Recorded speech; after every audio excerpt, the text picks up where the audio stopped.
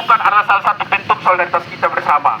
Kita melihat juga di beberapa wilayah-wilayah begitu banyak masyarakat adat yang dieksploitasi.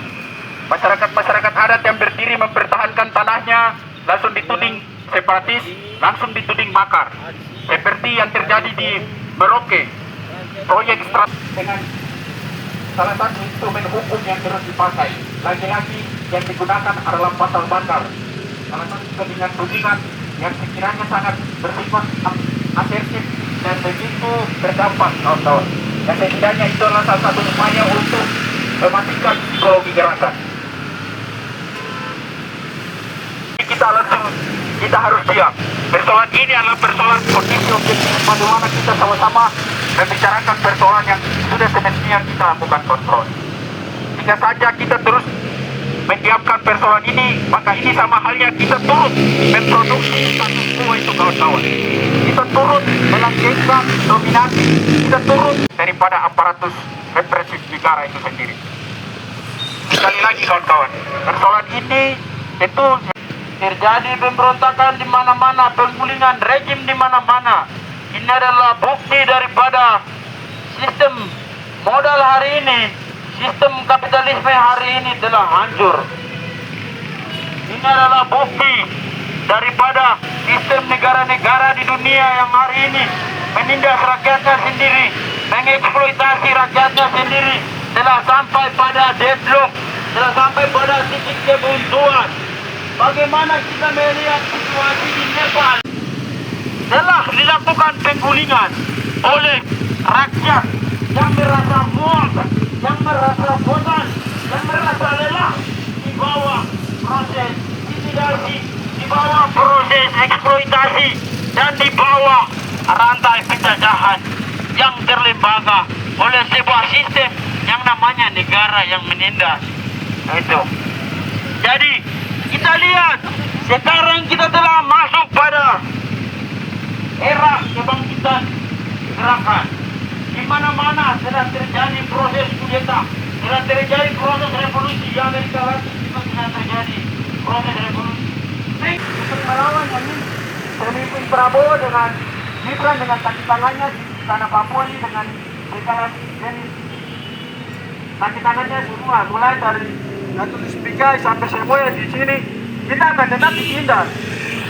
Kita ditindas di tanah kita sendiri. Ini tanah berjuang tentang tanah ini, mereka bukan kriminal atau membuat kejahatan, mereka hanya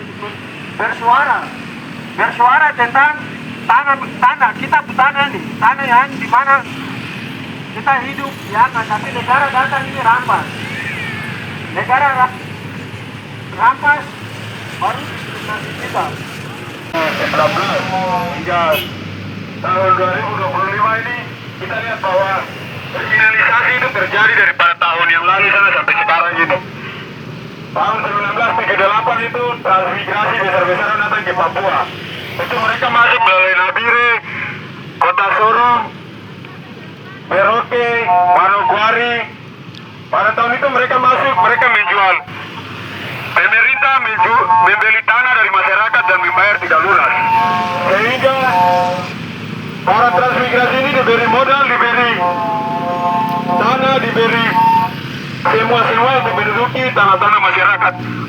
Orang yang lahir di Papua, orang yang besar dengan moyangnya di situ, itu yang dianggap bahwa itu orang Papua. Tapi yang datang-datang tahun berapa, tahun 1978, bawa agama, bawa pendidikan, semua pendatang. Tidak ada yang namanya orang asli Papua.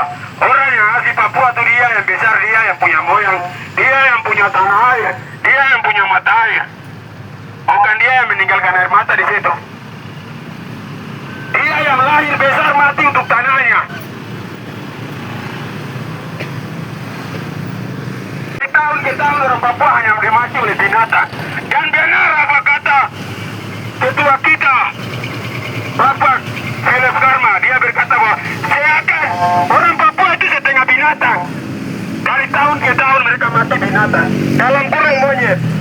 Jadi rasisme ini tumbuh dari tahun ke tahun, dia tidak padam. Mereka memelihara itu dari tahun ke tahun, sehingga orang Papua itu kehilangan arah.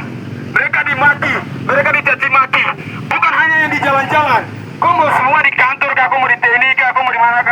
mau jadi pemain bola pun, kau akan dimati sebagai monyet. Kau akan dimati sebagai monyet, kau akan dimati sebagai separatis, kau akan dimati sebagai KKB, kau akan dimati sebagai UP. Padahal apa yang mereka sampaikan ini bahwa untuk mereka perlindungan bahwa kepada tanah mereka, kepada generasi yang akan datang, bahwa mereka bertumbuh untuk generasi mereka pada tahun berikutnya. Berbicara dari konteks Papua ini, orang Papua ini mereka datang dengan janji gula-gula manis. Mereka hanya kasih uang beberapa juta, lalu mengambil berjuta hektar tanah mereka, lalu membangun surga-surga mereka di tanah Papua. Mereka membangun inspektor. Kita lihat saja artisasi di Jakarta sana. Itu mereka semua itu punya saham di Papua. Bukan hanya di Papua, Papua Barat Daya, Papua Tengah, Papua Selatan, Papua mana lagi, semua. Jadi kami ini yang sekarang ini namanya bersenang-senang sementara. Mereka memelihara kalian untuk bagaimana memperluas pekerjaan-pekerjaan mereka. Jadi hidup ini berpikir ke depan, karena generasi itu lebih penting daripada sekarang. Kalau bukan kita, siapa lagi? Kalau bukan sekarang, kapan lagi?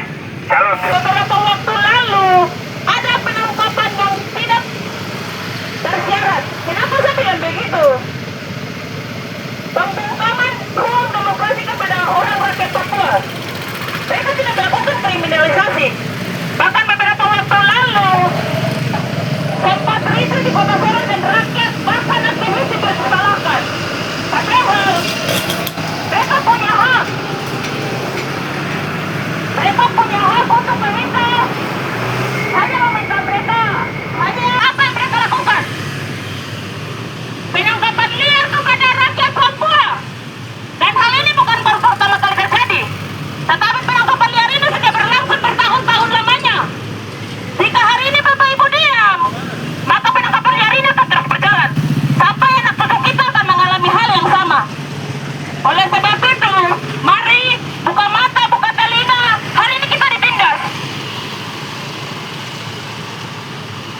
Bukan hanya soal penangkapan liar, tapi banyak hal yang hal ini terjadi di tanah Papua. Baik perampasan alam, baik pembunuhan, anak perempuan diperkosa, ibu-ibu dibunuh, dan banyak juga korban-korban lainnya yang hari ini terjadi di tanah Papua. Hari ini kita mengeluh. Kenapa ekonomi kita tidak stabil? Kenapa? Ya karena banyak orang yang hari ini sudah merampas ekonomi rakyat. Kita mau bersaing di dunia birokrasi, politik, dan lain-lain sudah agak sulit. Kenapa? Hari ini segala macam hal yang ada di tanah Papua, ruang-ruang sudah dirampas oleh mereka, para penjajah. Maka dari itu, mari kita sadar, kita gabung semua satu barisan agar kita minta satu kata. Papua! Papua!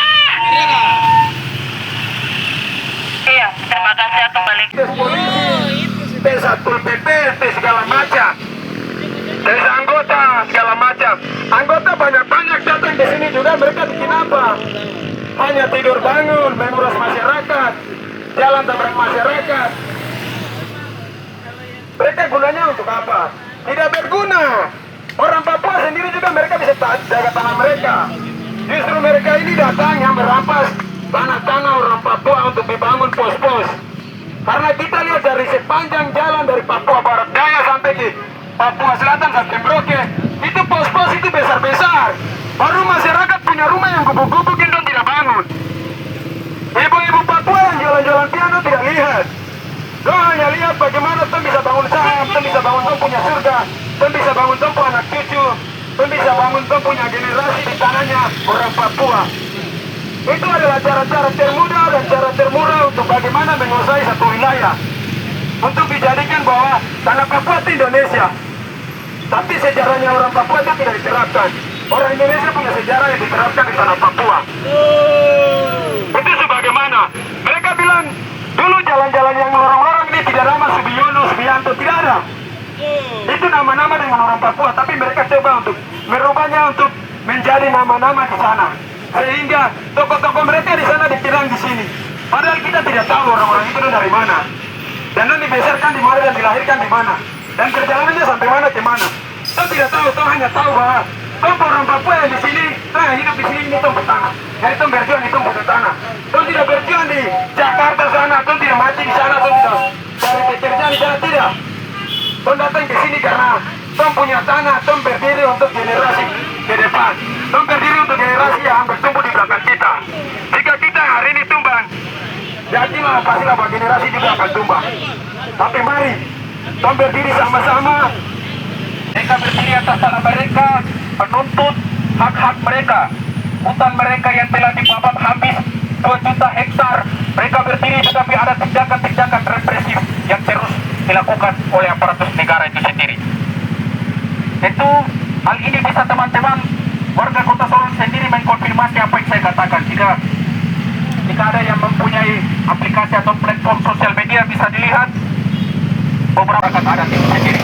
Hal yang serupa pun juga terjadi di beberapa daerah seperti daerah Sulawesi, daerah Sumatera, daerah Kalimantan, yang dimana masyarakat adat berdiri mempertahankan tanahnya dari aktivitas ekstraktif, dari eksploitasi alam, berdiri di atas tanahnya, menentang keras, mengutuk keras tindakan-tindakan yang merusak alam mereka.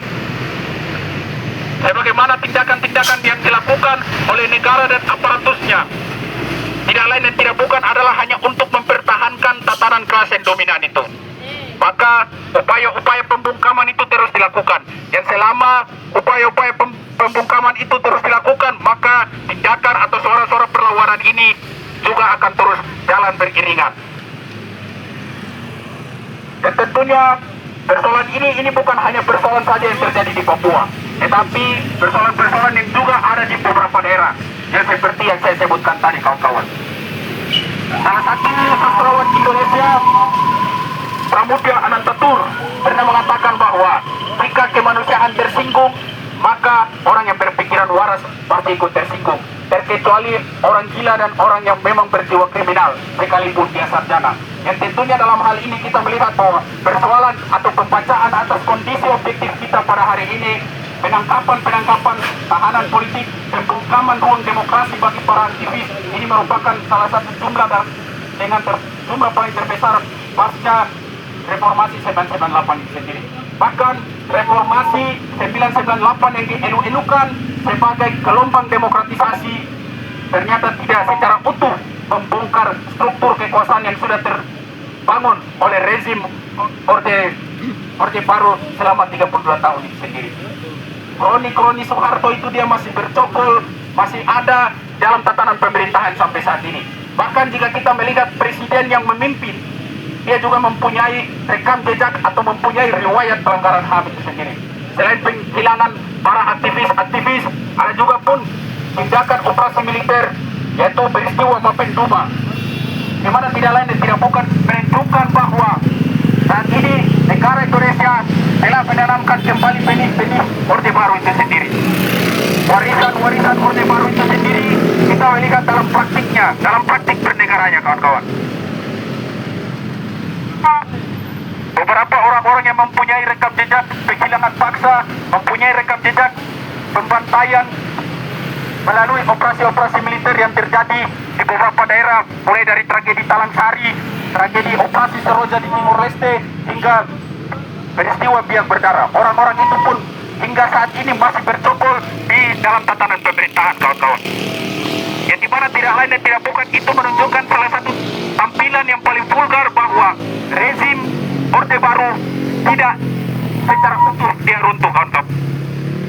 Kalaupun kita mengatakan bahwa pencabutan dui fungsi ABRI, supremasi hukum, pengadilan kepada Soeharto dan kroni-kroninya, tentu kita melihat bahwa tuntutan-tuntutan itu tentu tidak secara utuh membongkar struktur, kawan-kawan. Sekalipun dui fungsi ABRI sudah dicabut, bahkan sebelum pengesahan undang TNI pada bulan Maret kemarin, itu pasca reformasi tindakan militerisme wajah yang paling vulgar yang terus ditampilkan oleh negara, salah satu bentuk tampilan daripada pemerintahan yang fasis itu terus dilakukan. Militer dikirimkan dengan jumlah yang sangat banyak. Militer dikirimkan tidak lain dan tidak bukan untuk meneror masyarakat setempat.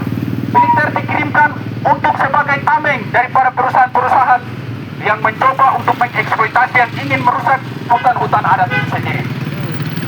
Ketika masyarakat berdiri mempertahankan tanahnya, maka militer akan melakukan cara-cara yang represif, cara-cara yang melakukan tindakan kekerasan untuk sebagaimana mempertahankan tatanan daripada pemerintahan yang dominan atau kelas-kelas yang berkuasa itu, kawan-kawan.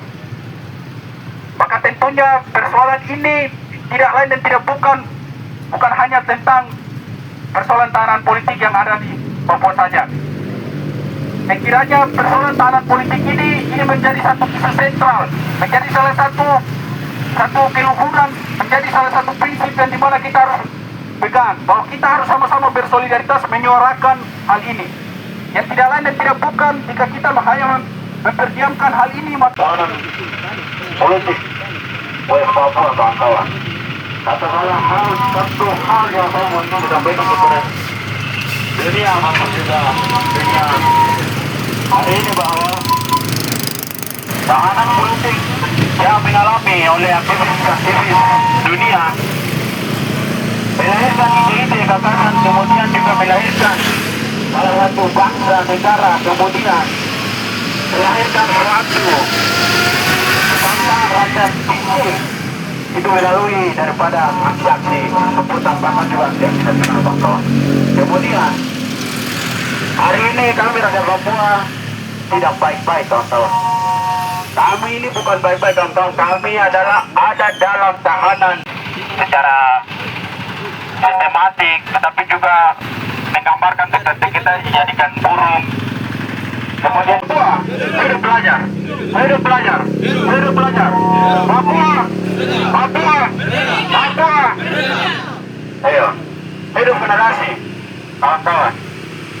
Maka itu hari ini kami hadir. Ayo, mohon juga untuk kawan-kawan kepolisian bisa tarik kendaraan dan kita ambil jalur di sebelah kiri jalan. Papua secara karismatik mengharuskan orang Papua melalui KB, melalui bar, melalui minuman-minuman keras, melalui kekerasan militer, mengharuskan secara karismatik, mengharuskan sumber daya alam. Tetapi ideologi bangsa, generasi orang Papua tidak akan habis sampai saat ini. Rakyat Papua masih berjuang dari 1961 hingga sampai saat ini, tetapi juga akan berjuang dari generasi-generasi sampai status West Papua akan dilahirkan di tanah Papua. Itu yang mengakhiri penderitaan orang Papua itu sendiri, kawan-kawan.